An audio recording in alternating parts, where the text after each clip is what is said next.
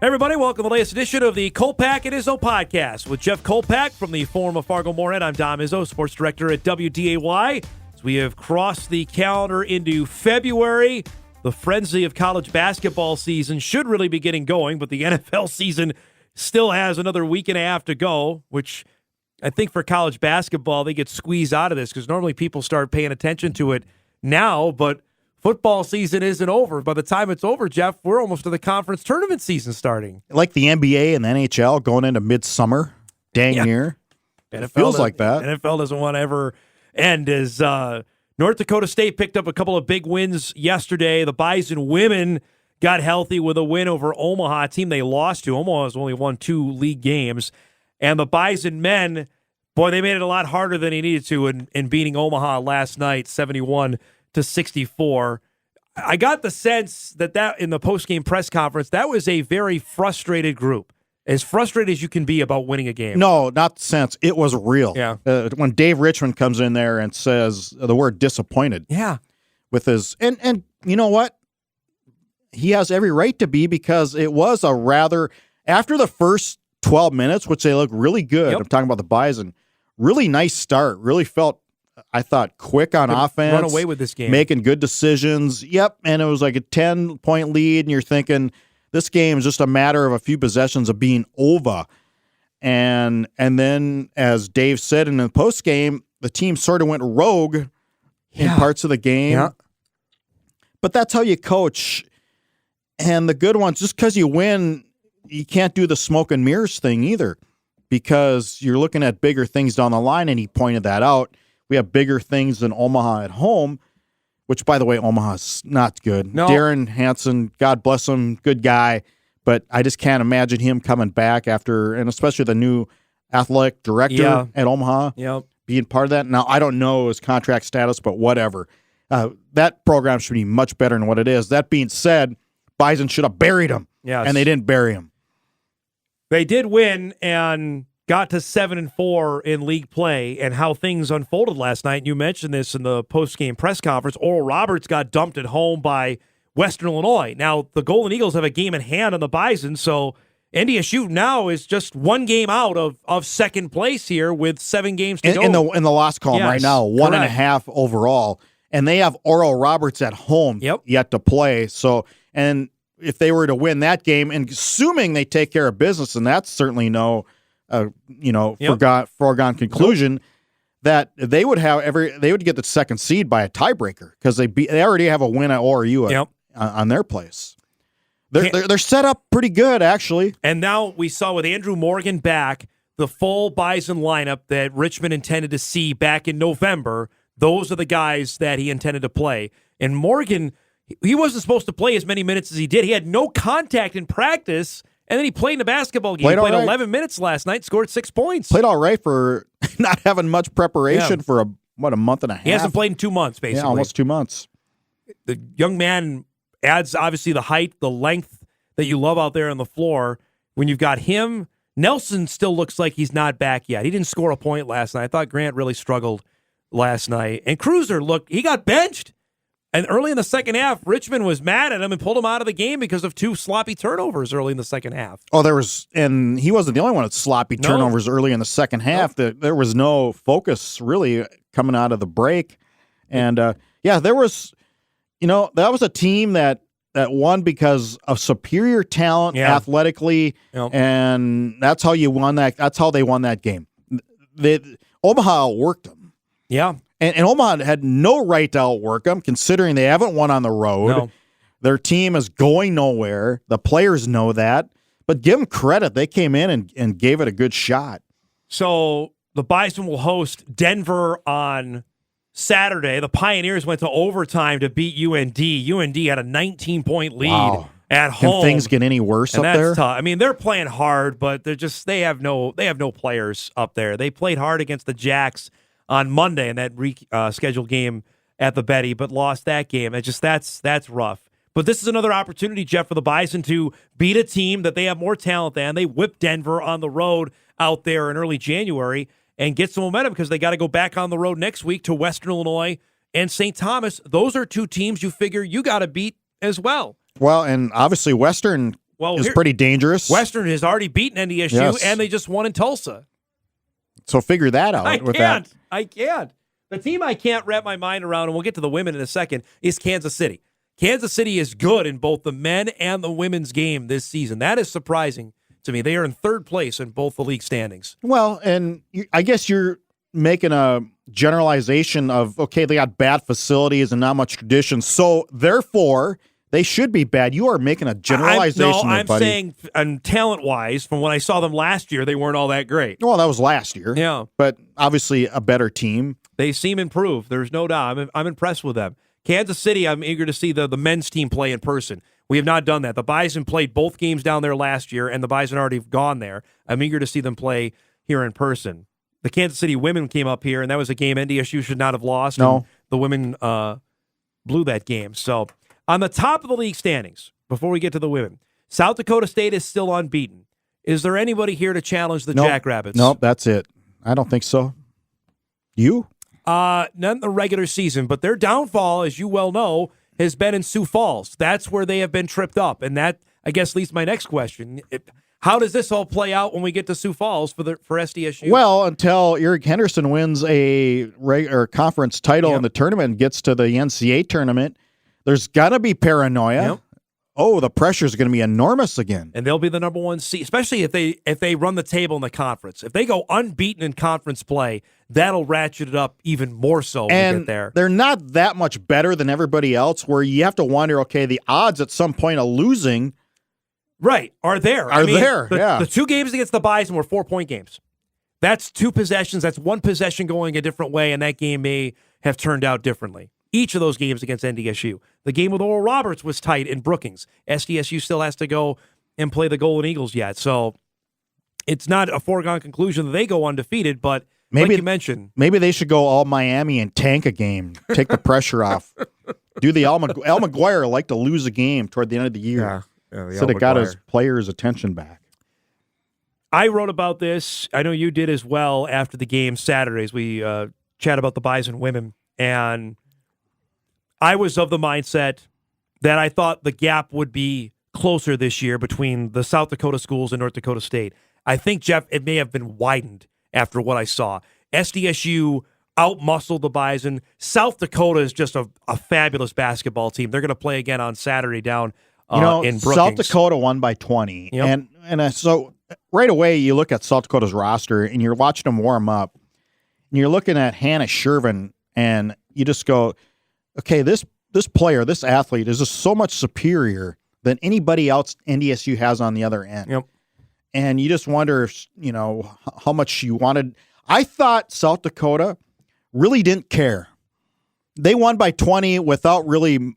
They weren't into it. They went through the motions, you're saying? They went through the motions. I tend to agree with you on that. I don't say they wouldn't care, but they was not their top flight performance in that game. I shouldn't say wouldn't care, but that was not their best performance, and yet they still won weren't by top that much. end engaged. No, how's that? That's fine, and they still ended up winning by as much as they did. South Dakota State got up by as much as 25. That game got, 16 points, I think, ended up being the final. It was not that close, Jeff. For people that didn't see the game, it was not that close. SDSU was that much better. And you look at Peyton Burkhart, Maya Selland.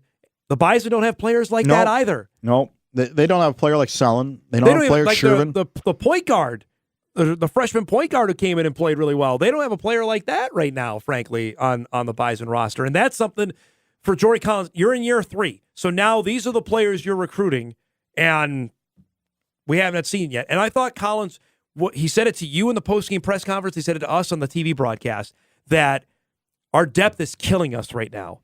To me, that means he doesn't like the players that he has. And that, to me, probably signals, Jeff, that there might be a roster blow-up. How much blow-up after this season? Right. That'll be the question. What do you think? Well, yeah. I mean, he doesn't mess around. I mean, Jory Collins does not mess around. No. And he knew, now, there are a couple players that are graduating. Hopkins and Dietz will be done. But after that, is everybody up for grabs, basically? Cobbins and Hamling are their 2, quote-unquote, best players, I would say. But after that, there's just been an overall not a progression since last year. Nope. Both athletically, it's just the same, if not if you know, not a little going down. a regression. Yep, I agree with you. And you look at this basketball team, and that, granted, over the last decade, there's been no expectations because it's been apathy because you knew the Bison women were going to be bad. So it's one thing to have expectations and people be disappointed by that. You want that, but on the other hand, you want to see there was improvement in year one for Jory Collins. They won a tournament game. They won another one last year. You want to see that again in year three, and that they seem like they've been stunted this entire season. I just didn't see a team that's bigger, stronger, faster than last year. It's you know, and that begs the question: what are you doing in the off season? I'm sure they're working hard. Yep. It just didn't happen. And meanwhile, or do you have to change up the work? I don't know. I think it has to be addressed. You need to show. I mean, you're growing college athletes here, both mentally, physically, athletically, agility-wise. I just haven't seen any growth since last year. And meanwhile, the South Dakota schools are distancing themselves from everybody else. Again. And doing it with players from South Dakota, Minnesota, Iowa, Wisconsin, and just putting the hammer down on what. And that is going to be a fabulous basketball game tomorrow in Brookings. The Jacks host the Coyotes tomorrow. Now, USD got them by 23 in Vermillion. I expect it to be a lot closer for that game tomorrow. SDSU is good. I still think USD, though, is the class of the league. Yes, I do, too. They have those 3 fifth-year seniors that are just Lamb's outstanding. Corn Gable's really good. They're just all really, really good. It reminds me, and I told Amy Rulli this, reminds me of the Bison women's teams of the mid-'90s. We're just so much better than everybody else, just in the same regard. You know, they had the game won coming out of the locker room. Yep. You kind of felt that way again with USD. On Saturday. This is the last time I'm going to hit on this, but I want to put a bow on it, and then maybe we can look forward to it on, especially the crowd Saturday night, Jeff. We had 800 people, I think, was the announced attendance for the game Saturday at the Shack. I'd say 150 of them were South Dakota State fans there to see from Waupun and to see Tyler Irwin play. To me, it's an insult to the women's game by having mirror scheduling because you're making fans choose. That would have been a great night for a doubleheader. That would have been, whether it was in Brookings or in Fargo, one or the other, it would have been a tremendous atmosphere. Now, I've had the counterpoint to me pointed out, and they're not wrong. Well, the product has to be better as well. And that is, you got to be good to get some people to come out. But automatically, and you made this point last week, and I want you to go back into it, I'd say 95% of the people, if you had to choose, would choose the men's game to go watch over the women. And that, in 2022, you just can't have. You just can't have it. No, I think it's pretty obvious with that. I don't know if there's other factors why the Summit does this, if, again, to give the women their own show. But you're giving both teams equal show. Granted, one game starts a couple hours earlier, 2.5 hours earlier. Is that enough difference not giving your own show? No way. I agree. Yeah. I agree with you. Last night, the men and the women on the Bison front played at the same time. They played at 7 o'clock last night, so there was no equal showing there. You actually had to, if you were at the Bison men's game, you'd have to have the women's game up on your phone. And who did that? And let's look at another factor not on the court. Let's look at geography. And it's freaking cold up here, right? Yep. This has been a bad winter. Yeah. It has. The snow. In recent memory, and this has been up there as a bad winter. Do you expect fans to go out every weekend to watch basketball when it's like 10 below, 5 below, 5 above? You're from the State University of New York at Oswego, where it snows up the bejesus, and maybe not this cold, but it's winter. And to do it, we can do this every other weekend. I'm talking about fans. I thought you were dead on that point. I think you're exactly right. Having people come out every single week is exhausting. To support your program. Yeah, that gets a bit much. Yep. I think that's the hammer on the head on that one. And we'll see. I would hope that Josh Fenton has it high up on his priority list for next season to say, okay, we tried it. It doesn't work. How do we make it better? I was talking with a couple of colleagues of ours in the Missouri Valley of how do they do this? How do they make it work? And granted, now they have more TV coverage there, but normally the men play Tuesday, Wednesday, and then Saturday or Sunday. The women play Thursday, Friday, and then typically Sunday. So very infrequent are they crossing over and playing on the same days. So you're not asking your fans to Man, to it's choose still there. a lot of basketball. It is. I don't know a better way of doing it. I think double headers does not work on a weekday. I don't think so. On it's a Thursday, it's a little early start. Like on a Thursday night, I don't think that's going to work. You start at 5. It's getting People still work till 5. Right. People are still either at work or getting home. They're not going to rush out the door to do that. I don't think you can do that on a Thursday or even a Friday. I think Saturdays you can make it work. But you can't go back to back. Friday, Saturday? No, you're not doing that. Yep. That's just travel-wise. So what do you suggest then? I liked your theory, honestly. I thought men play Thursday, doubleheader Saturday, the women play Monday. Yep. They used to do that. But I think the early days of the Bison and the Summit League, they did do that. But there's travel. There's always something. But I think that's the one that's the least hurdle to get over, in my opinion, would be that layout. And back whenever they did that, I don't know, 08 or 9 or whatever, that, kids are online learning more than ever. They have better tutoring. I think there's just more of a acceptance of distance learning that there used to be. So, the men will have to leave on a Wednesday. The women won't get home till Tuesday. Well, that's just the way it is in college athletics. Let's wrap up the pod here. It's funny that in February, I can remember years ago how big signing day was the deal. It's now with that early period now, it just seems like such an afterthought. But National Signing Day was Wednesday. The Bison added 3 players to their class to bring a total of 34. The one that's really interesting to me is Jaquise Alexander out of Ruskin, Florida, the same high school, Tampa Catholic, that produced one Jalen Bussey. Ruskin, the same hometown as Bruce Anderson. Yes, another pretty good player. He had, I'm talking major offers, Miami, Florida, for Washington State. I mean, this is a guy that, how in the world, Jeff, did he get to Fargo? Transfer portal. And Matt Entz laid that out clear when I talked to him on Wednesday, that he gets all these offers, doesn't commit early, and these other programs go into the portal to grab D-backs. Find other players. And next thing you know, this guy's just left not to, he's left out in the cold, I guess, so to speak. That's crazy. Played under how serious? I mean, was it a full scholarship offer at Miami? Well, they have to be full. Well, I mean, okay, say sign now, you're here. Why wouldn't he sign then? It's a good question. I've reached out to the young man. I've not heard back. I'm hopeful that early next week I'll have some sort of comment. I mean, were they waiting on a transcript or, what is that? If Florida Gators and the Miami Hurricanes had offered him, that is absolutely accurate. Maybe there's coaching questions. Florida there. did. Florida changed head coaches, as did Miami. Yeah, Both of them did. So there you go. Maybe that was a reason, too, that you switch coaches and maybe the offer isn't there anymore. That's really interesting. Caleb Bowers, a long snapper. They find the long snapper, a 4-star long snapper, by the way. There are recruiting services that do that, out of Whitefish Bay, Wisconsin. He played in the Blue-Gray High School All-American game in Tampa last Monday, actually. Unique young man, as most long snappers are. Said I wanted to be an offensive lineman or a defensive end. I didn't have the size for it.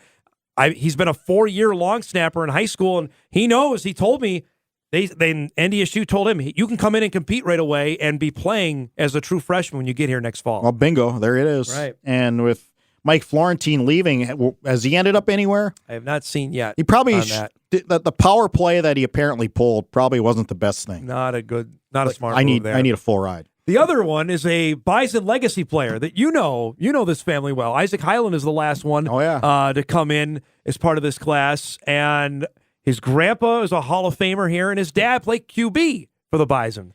Yeah, so Bob Highland was a all-conference offensive lineman, Hall of Fame Bison guy. Part of my North Dakota Tough book, when I was down in Phoenix golfing a few winters ago, and what Bob Highland does, he's retired, but he still coaches St. Mary's Springs in Fond du Lac, Wisconsin, still the head football coach. So he coaches all fall, and after the season, he's got a nice little house on a golf course. That's a rough down life. in the Phoenix area. So I spent an afternoon at his house down in Arizona. As I'm looking out, watching the golfers go by, I'm going, "Oh God, I'd love to be here. Can we trade spots somehow?" Anyway, so just a super guy, super family. That there's that legacy thing. It's a couple times over with this current group of players, and you attached that all in your article on Wednesday. It's really neat. Yeah, there's you worry about forgetting somebody. Yeah. like, okay, the Yankees. Right. Ryan Peralt pointed, I go, is there a 3-generational? He goes, well, the Yankees in some sort. Yep. I said, yeah, okay, I can source some of that. But there's so many brothers and combinations. Well, and dads now with Kelly Artz and his son Hudson, who's part of this recruiting the class. Satters. I mean, it just... You have the Hegerleys now obviously connected with Carson going to be here. This with the Highlands now. The Kubises are still here. It's just, it's unbelievable when you look at it. And Monty Kubis and Rob Highland and Eric Hagerly were all on the same team at one time. That's wild. And their kids are all in the program. That's pretty cool. So NDSU wraps it up with 34 total commitments for the 2022 It's class. not as it's a little different tone than what Alabama A&M with their class. Yeah, tell people what that was. 38 guys they signed, 35 from the transfer portal. 35, 3 high school kids. So we have heard this from other coaches deploring this about the portal. And I think there is going to come probably this summer some legislation about an end date to it as well. Like you can be in it for so long, and then there's an end date to when you have to be either make a decision on it. And there's been a couple coaches out there saying there's just not as many high school kids getting signed now. Correct. Because of this. Right, because you're going into the portal and getting 10, 12 guys instead of getting 10, 12 high school guys. Yeah, that's not good. You do not want that for the game. Last thing before we wrap up, it is now official on James Madison. They got a game with Middle Tennessee State, a home game. That was the 5th. That's what you need. You need 5 games against FBS opponents to start your FBS clock. That will happen now for 2022.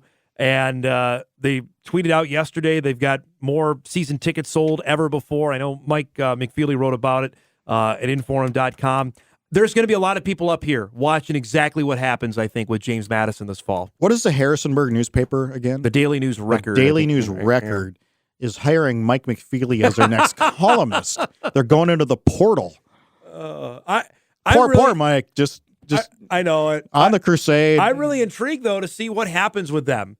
You know, they're going to play a full Sun Belt schedule. Oh, they'll be good. You know they'll be good. Look at the facility. That's number one. You look at the support and the money. You think right away? Good. I'm saying for this fall, good rate away. Competitive, for sure. Yeah, I think so too. Georgia Southern went in and won the Sun Belt the first year they were in it. Now they've struggled since then, but I'm really intrigued. Are they really going away from the triple option now? Yeah, I have a couple buddies. They tried it once, and we were there. That did you not weren't work. there. I was there. That did 2006. Yep. Yeah. What was his name? Brian Van Gorder was the head coach. Goes there and spits on Irk Russell's grave and says, "No triple option. We're going multiple." And he was out after a year. Yeah. Clay Helton. Bison crushed him. It's Clay Helton who's come in. God bless Clay Helton, because good luck on that. When I went to the NSMA Awards, one of my good buddies works actually in Statesboro and said, yeah, this is... Hey, you just got to throw that out there, don't you? Well, I'm just telling you. Okay. I'm trying to... We talk college football, and I said, is Clay Helton really going away from the triple option? He goes, yeah, it's a brand new world for Georgia Southern because that's not what they're going to do. So we'll see. The other team, Coastal, maybe enough of the Irk Russell people have left and moved on. You got to try something not new. Around.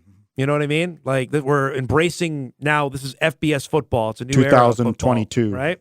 I just really intrigued to see what happens with James Madison this upcoming fall for the Dukes. That'll do it for the latest edition of the Kolpack and Izzo podcast. Reminder: the Senior Bowl comes up tomorrow on the NFL Network at 1:30. We'll of course have a full breakdown of that coming up next week. Visit with Christian Watson's dad about it. He said, Jeff, that definitely have heard now is a day 2 pick. That's second or third round. So he has elevated his status for the week he's had down in Mobile. That's a lot of money. That's guaranteed money is the big thing that's coming out of that. So that's coming up tomorrow. Of course, the NFL Combine on tap in early March. For Jeff Kolpack, I'm Dom Izzo. That's the latest edition of the Kolpack and Izzo podcast.